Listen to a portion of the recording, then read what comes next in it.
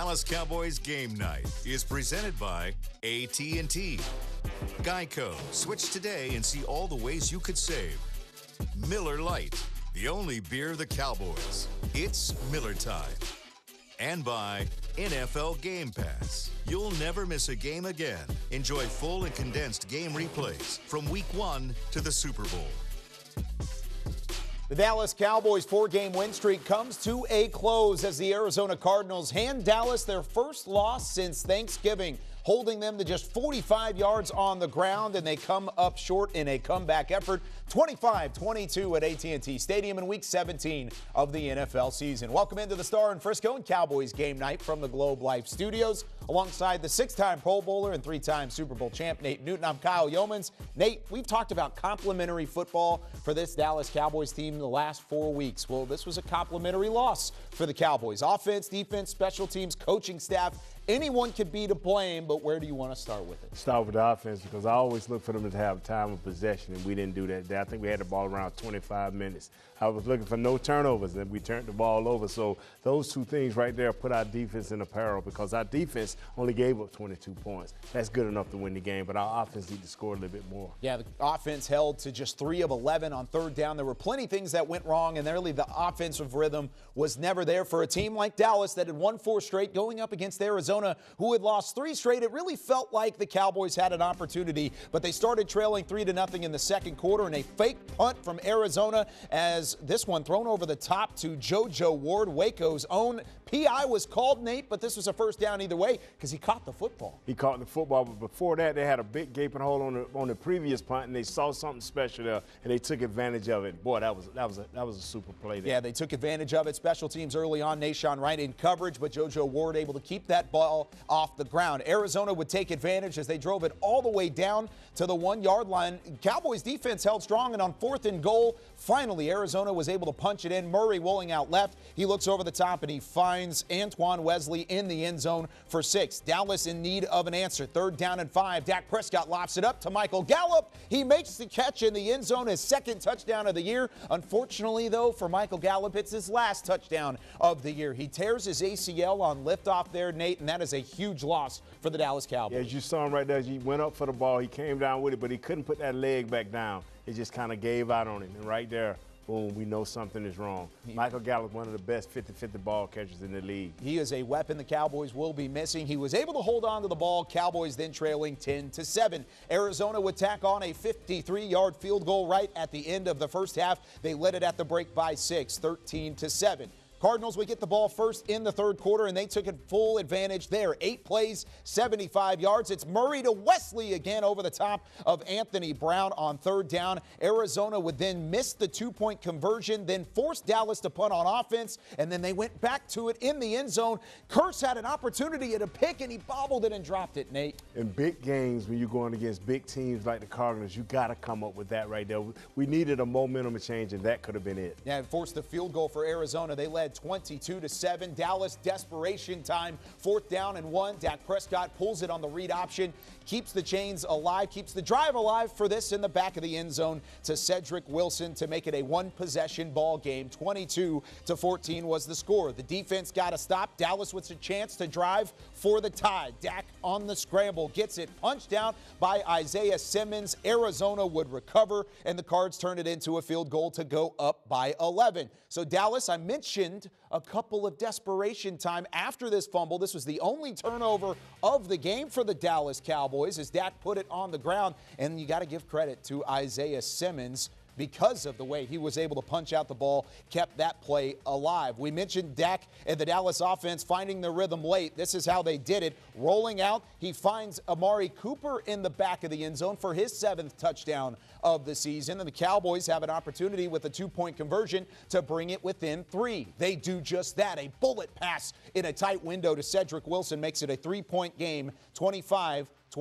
So the Cowboys defense now needs a stop in order to stay within striking distance. A toss to Chase Edmonds out to the sideline, and he looked to be down on this play, short of the first down marker. Osa Odighizuwa falls on the ball just for safe measure, but Nate, upon further review, it looked like it was out before he touched the ground. He was out, but you know what? The refs are not going to make every call right here. So it cost us. It cost us right here because we didn't have that timeout to challenge it. No timeout for the Cowboys. They burned it early in the half on a special teams mishap. We'll talk about that later on as well. How does Arizona convert? The next play, Kyler Murray scrambles for the first down, and with no timeouts remaining, Arizona was able to run out the clock on a 25-22 win over the Dallas Cowboys here in Week 17 of the NFL season. Both teams emerging 11-5. Both teams going to the playoffs in the NFC, and there's a really high chance they will see each other again down the road. And for a good measure, it may actually be at AT&T Stadium. But when we come back here on Cowboys Game Night, we hear from Dak Prescott and what went wrong for the offense.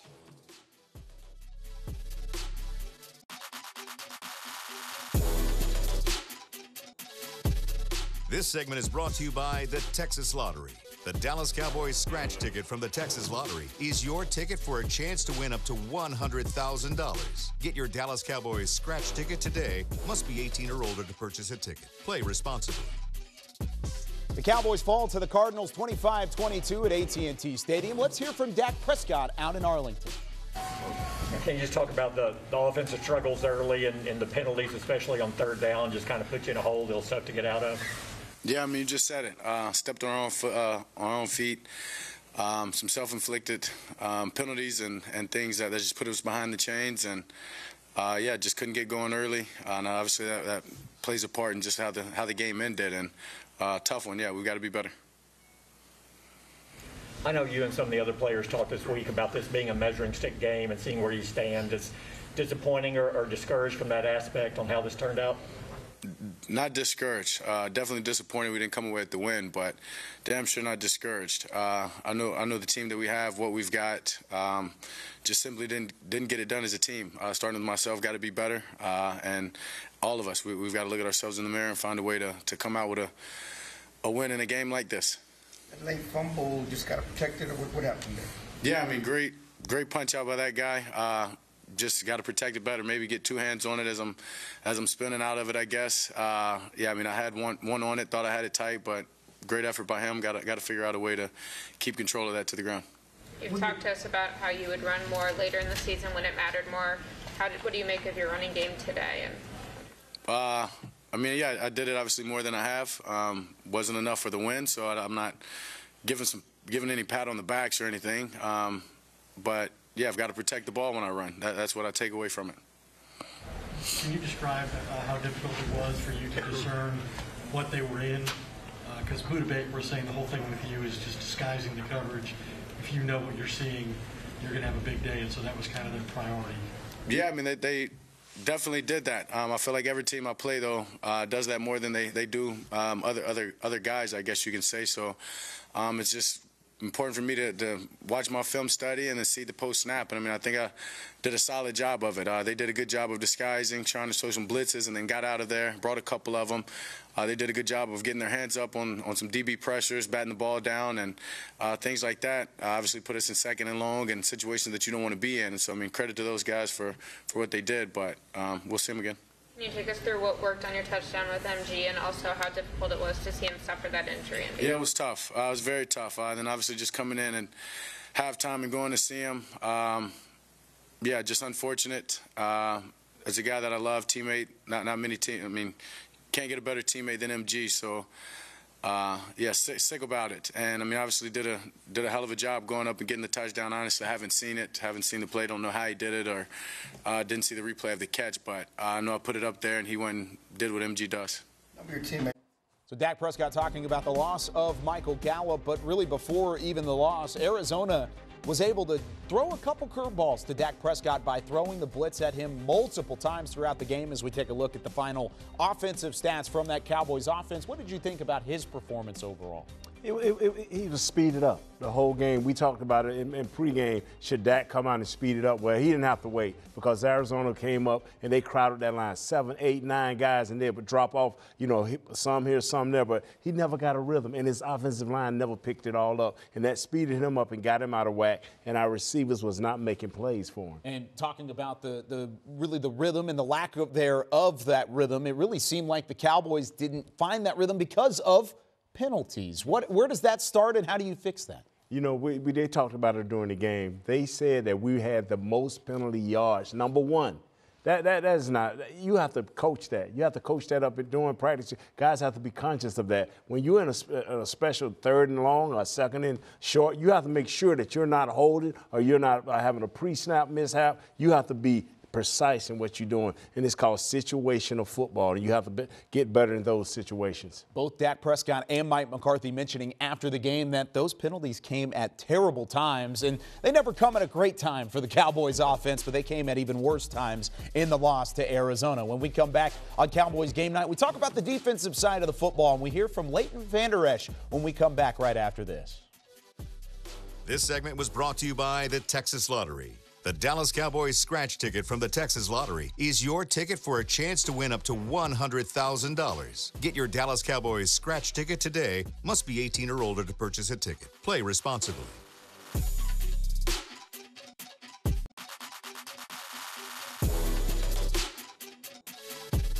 This segment is brought to you by Geico. Switch today and see all the ways you could save. Leighton Vander Esch led the Dallas Cowboys with 10 combined tackles, 8 solo in a game where the Cowboys allowed 399 yards against the Arizona Cardinals. Here's his thoughts at AT&T Stadium.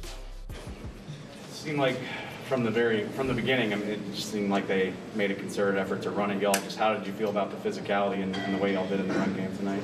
Good. I think we set the tone in the run game for sure. We knew they were going to come out and try and establish that. So. Same mindset for us every game. We got to stop the run. Overall, it seemed like y'all did a good job of that. I'm just curious, when you find out you're going to lose Keanu during the course of the week, how much is an adjustment with that, with just Donovan and J-Ron playing a role in that? Yeah, it was kind of last second, and obviously that's a tough loss for us. But, we got to have guys fill those roles, and rotation switched a little bit for us in the linebacker room. So, but I feel like everybody did a good job with it. How would you describe the headache that Kyler Murray is just to try and defend? Same as every mobile quarterback. It's not necessarily a headache. You got to be aggressive towards them. So, they're not. It doesn't make any reason for us to play on our heels. So I don't look at it as a headache. This game didn't have the same outcome and progression as last year's game in terms of y'all's defense first time. What was it like playing Kyler for the second time versus last year's game? Yeah, I think it was a lot cleaner. And obviously a lot of things have changed this year. So clean for us everywhere, and it's clear. We know what our game plan was, and DQ does a great job of that every single week, doing that for us, and the coaches have implemented it. And then we go out and practice hard and do what they have set for us. So, yeah. Leighton, what do you say when fans try to measure what they think is the standing of a team when they say, hey, the team has beaten these teams, but they've lost to these teams, and they maybe put more weight on the teams that you've lost to based on what they think those records are and how good they think those teams are? You talking about fans? Yes, sir. I'm really not interested in that. Fans can think what they want to think. Obviously we got a great support here, and we appreciate everybody coming to the games and cheering and all the energy that they bring us. But really, we're just focused on our room. It doesn't matter. We don't think about what the fans think about us.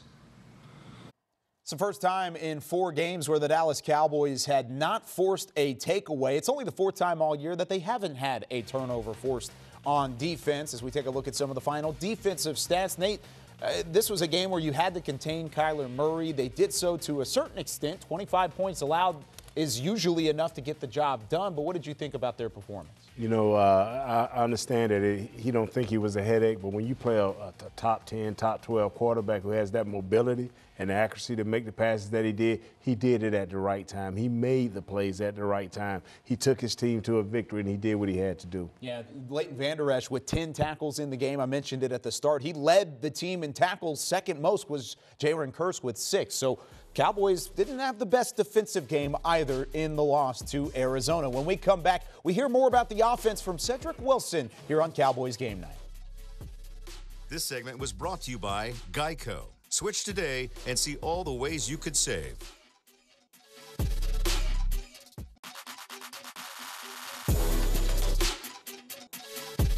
Cedric Wilson was 6 receptions for 35 yards. He had a touchdown and a 2-point conversion. He was also the only Cowboys pass catcher to convert on every single one of his targets in the loss against Arizona. And here he is after the loss. So tell us about, I mean, you've done this before. You stepped up before. Just when a guy like that goes down, you hate to see somebody in your room get hurt. What was your thoughts there when you saw Michael down there hurt?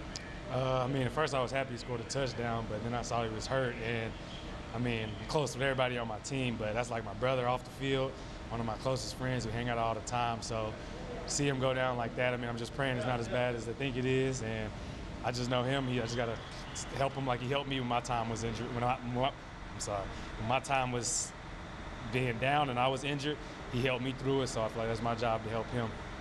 You were able to kind of fill in there and play a lot there during the slot. What was kind of working there in the second half? You guys kind of found some rhythm. I mean, we just started clicking and just start executing the plays that were called. And I mean, if we do that, we're a dangerous offense. We just got to keep it going. You have a great rapport with Dak. It just seems like, I don't know if it goes all the way back to the backyard football and all that, but it just seems like he has a trust in you, of you knowing where you're going to be. Do you sense that as well? I mean, I think it's just repetition. We've been here for a minute together now, and I mean, every time he throws it, it's my job to catch it. And if he throws, and like he does, throwing a good ball all the time, it's easy to catch. How about you throwing the ball too? You seem like you. I don't know if you've ever thrown it in a complete pass. There, talk about that play and what are you thinking there? You see a guy wide open. Is it make sure he gets it, or try to lead him as much as you can? Or on that one, I was just making sure that everybody went with the decoy because I couldn't really see over the line. And I saw Tony, and I wish I could have got it to him a little faster so he could have scored. Where is this team mentally, though? I know this was kind of a deflating loss, playing another playoff-type team. Do you feel like confidence will still be as high as ever? Yeah, I mean, 100%. I feel like one game's not going to define us. Like Coach told us before, these are going to be playoff games for the rest of the season. So I feel like we just got to come out on offense, start a little faster, and that game's going in our favor. I appreciate it. Thank you, Cedric. Good luck to you, buddy. Cowboys fans started to see it in the second half there. Without Michael Gallup, Cedric Wilson's role will continue to increase in the Cowboys offense. Now, when we come back here on Cowboys Game Night, we wrap this up and put it in the rearview mirror, looking ahead to the final week of the regular season.